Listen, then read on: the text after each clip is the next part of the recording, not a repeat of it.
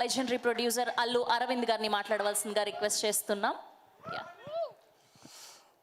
Media మిత్రులందరికీ నమస్కారం. మన సినిమాని కొంచెం లోపలికి తీసుకెళ్ళండి అయ్యా. ఆగస్టు 15న ఏదో ముహూర్తం పెట్టారు, సాయంత్రం 4 అన్నారు. అదేంటో పొద్దున చూడడం లేదంట, సాయంత్రం 4 నుంచి పెట్టాము, ఆగస్ట్ 15th అన్నారు. అది అందరికీ తెలుసో లేదో అని నేను ప్రత్యేకంగా చెప్తున్నాను.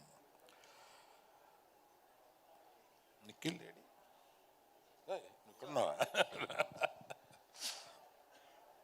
ఎంత హీరో అయినా, ఎంత మా బ్యానర్ అయినా కూడా for coming here I should thank you. తర్వాత మన పాప పొద్దున మాట్లాడినప్పుడు, నువ్వు అక్కడ దూరం నుంచి వచ్చావంట మన ఈ ఫంక్షన్కి అని అంటే, అంకుల్ నాకు ఫోన్ వస్తే గీతాష్ నుంచి ఓ మంచి హీరోయిన్ క్యారెక్టర్ కనుకుంటే నన్ను గెస్ట్ కింద పిలుస్తా.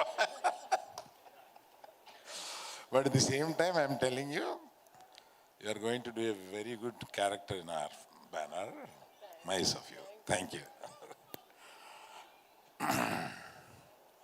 నువ్వు ఇంకేదో ఒకటి డిన్నర్కి వెళ్ళాలన్నావు కదా, నువ్వు వెళ్ళిపో, పర్లేదు. Right, okay. Thank you Sreeleela గారు, thank you so much. Thank you.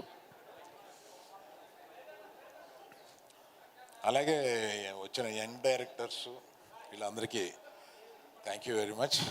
నాకు ఇతన్ని ఒకసారి ఆఫీస్కి ఇలా రమ్మని ఇందాక చెప్పాడు కదా, పిలిచినప్పుడు ఒకటి అడిగాను, బాబు మరి పెద్ద ఫ్యామిలీ నుంచి వచ్చి ఎన్టీఆర్ బ్రదర్లేగా ఉండి కొడితే 4 అడుపడిపోతారు, 10 మంది పైకి లెగుస్తారు, అలాంటి క్యారెక్టర్ కాదు కదా ఇది, మామూలు పల్లెటూరు ఫ్రెండ్స్, 3 ఫ్రెండ్స్ కథ, ఇది పర్వాలేదా అన్న.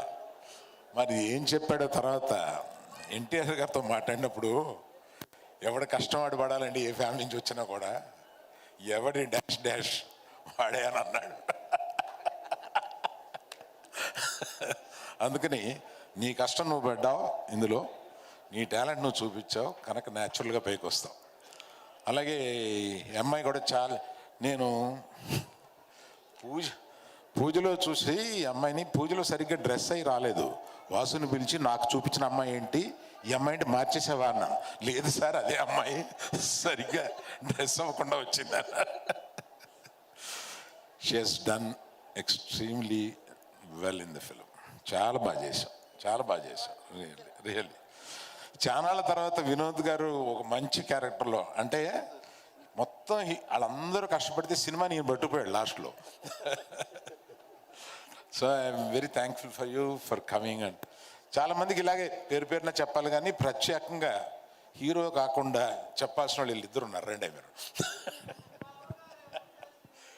మీరు అంటే సినిమా సక్సెస్ అవుద్ది, మళ్ళీ సక్సెస్ మీట్ ఏదో పెట్టి మళ్ళీ పోతాడు వాసు, ఇదంతా మామూలే.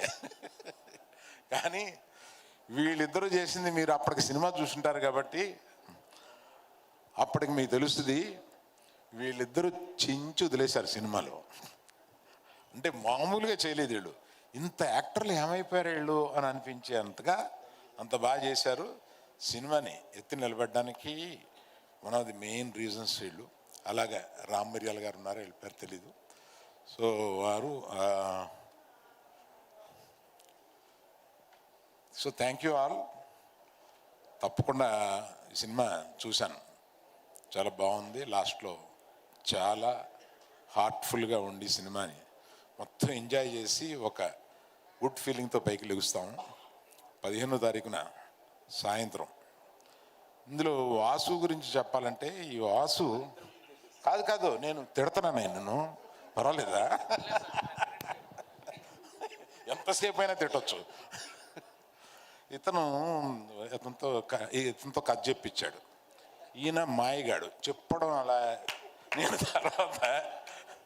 తర్వాత వాసుని పిలిచాను, ఏమయ్యా ఫస్ట్ డైరెక్షన్ ఇస్తున్నాము, కథ బాగా చెప్పాడు, ఇది గ్యారంటీగా ఇలా వస్తుందని ఎలాగా అన్నట్టు, నాది గ్యారంటీ అన్నాడు.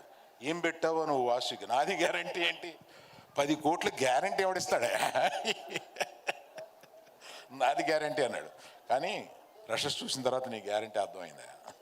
కాకపోతే నువ్వు ఫస్ట్లో బడ్జెట్ చెప్పేటప్పుడు, బడ్జెట్లో మెయిన్ సార్ వర్షం కాని టైంలో తీస్తున్నాం, వర్షానికి 1 crore అని ఇచ్చాడు, అంతకన్నా ఎక్కువ ఖర్చు పెట్టాడు.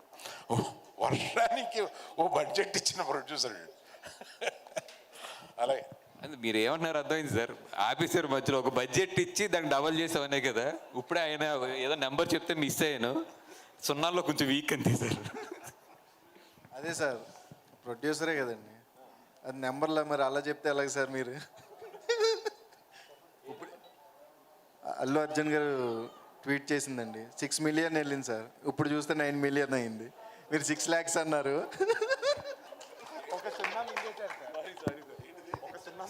ఇందాక అల్లు అర్జున్ గారి హ్యాండ్లో నేను చెప్పింది అది యాక్చువల్ 6 million అంటే నేనేమో 6 lakhs అని చదివాను, కొంచెం లెక్కల్లో వీక్.